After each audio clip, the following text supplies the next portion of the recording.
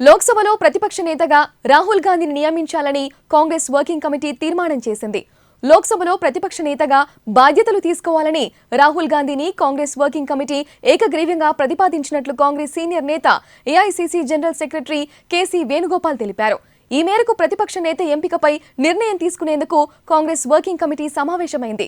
సుమారు 3 గంటల పాటు ఈ సమావేశం సాగింది. సమావేశంలో చర్చించిన అంశాలు, తీసుకున్న నిర్ణయాల గురించి కేసీ వేణుగోపాల్ మీడియాకు వెల్లడించారు.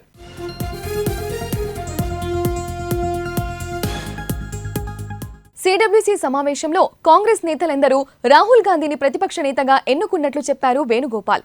ఈ సమావేశంలో లోక్సభ ఎన్నికలపై, ఎన్నికల ఫలితాలపై చర్చించామని తెలిపారు.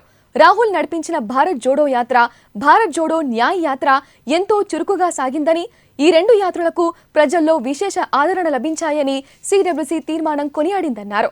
రాహుల్ ఆలోచన, వ్యక్తిత్వాన్ని ప్రతిబింబించే ఈ 2 యాత్రలు దేశ రాజకీయాల్లో చారిత్రాత్మక మలుపులు, ఆశలను రేకెత్తించాయని సిడబ్ల్యూసీ సమావేశంలో చెప్పినట్లు తెలిపారు. 5 న్యాయ్ 25 హామీ కార్యక్రమం ఎన్నికల ఫలితాల్లో అత్యంత శక్తివంతంగా మారిందన్నారు.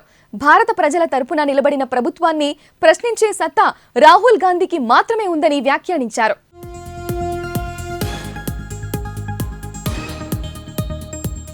అటు ఇటీవల జరిగిన పార్లమెంట్ ఎన్నికల్లో 2 స్థానాల్లో ఎంపీగా పోటీ చేశారు రాహుల్ గాంధీ.